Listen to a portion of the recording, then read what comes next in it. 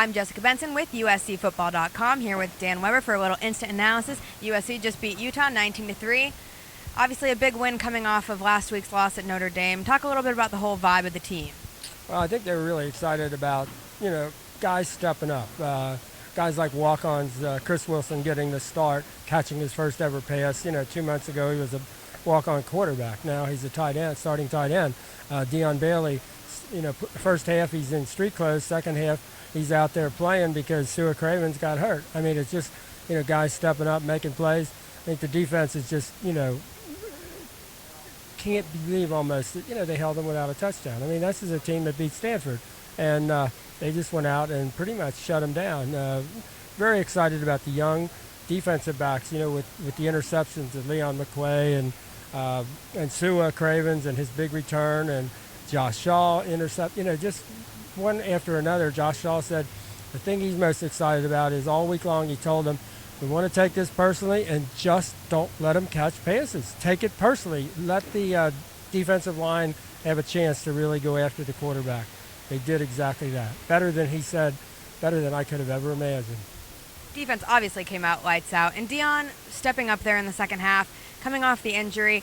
But speaking of injuries, obviously still a big issue for the Trojans. So what's next against this tough Oregon State team for next week? I don't know. I think I was just talking to Mike Summers, and he said, we were trying to get 5 guys that could play together.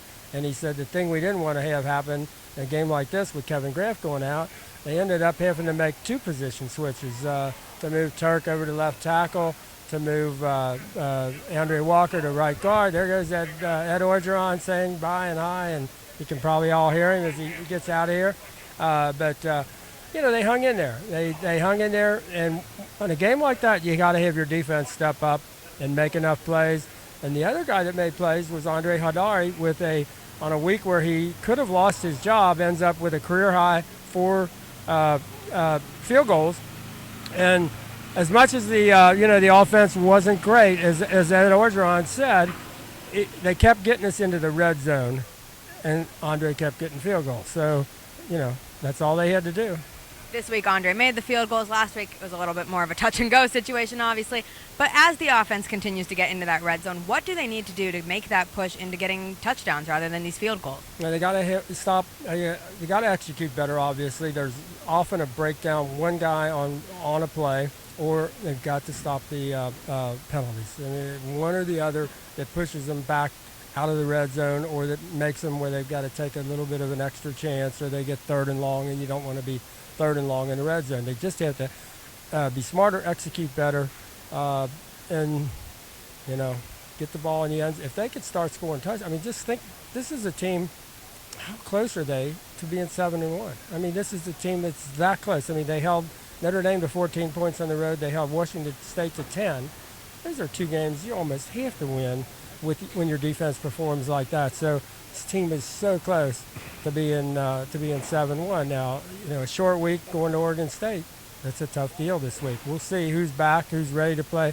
I don't think they have any idea. I don't think any of us do. You had Nelson Agholor out there who really just kind of shone out there today. What more can he do to kind of make those plays from making them midfield to making them into the end zone? Well, I mean, I think he wasn't, I don't think they had any idea he was going to play. He showed up, said, okay, I'm going to play. You need me?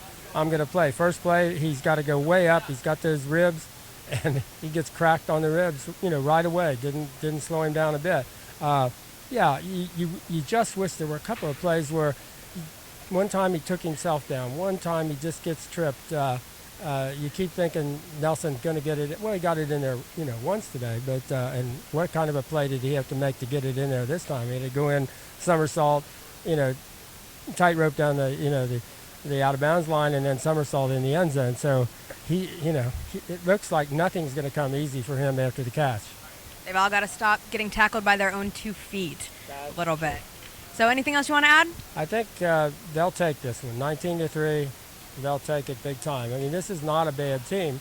Again, as the Trojans kept saying, this team beat Stanford.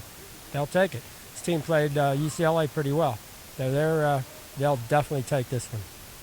And that we will take. So this is Jessica Benson with Instant Analysis with Dan Weber at USCFootball.com. You can catch more on the web.